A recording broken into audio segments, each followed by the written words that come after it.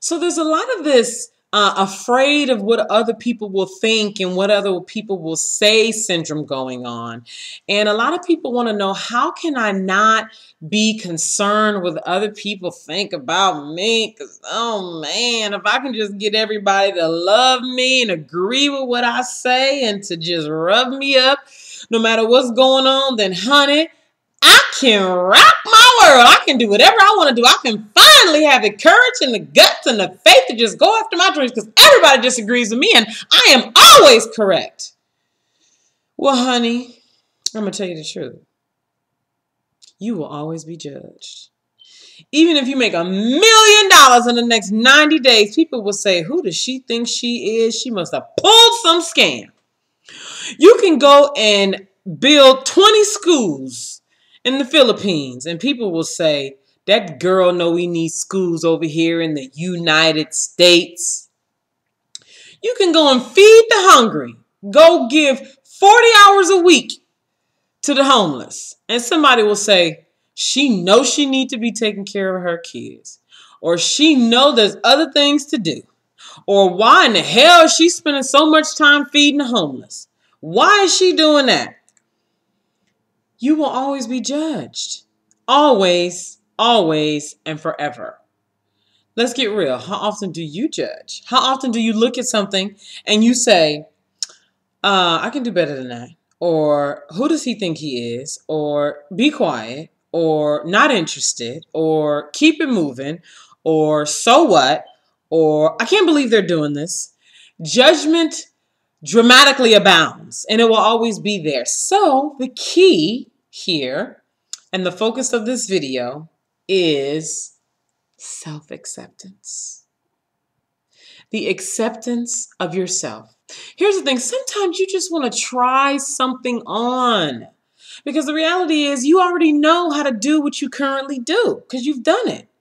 But what about that thing you haven't done? What about that food you haven't tried? That clothing item that you haven't worn?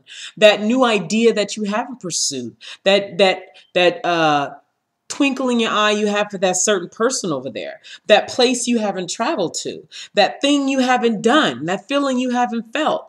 What about all that stuff? The reality is you want to do this stuff because you want to really grow into and lean into your desires and have the experiences that you have not yet had.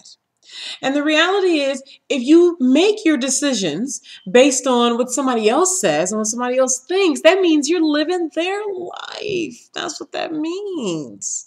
Have you ever thought about that? It's painful. Like my face, I'm feeling all like sad in my face because it is sad. Because if I'm constantly, okay, let's say I'm sitting with myself and I'm thinking about, yeah, man, I would like to do that. That seems kind of cool.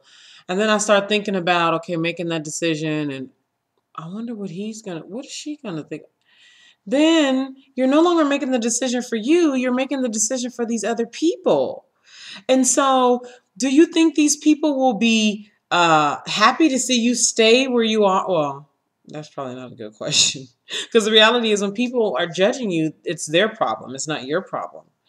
And so but my point is you want to be able to lean into your desires. And you need to be able to do that. And to be able to do that is self-acceptance.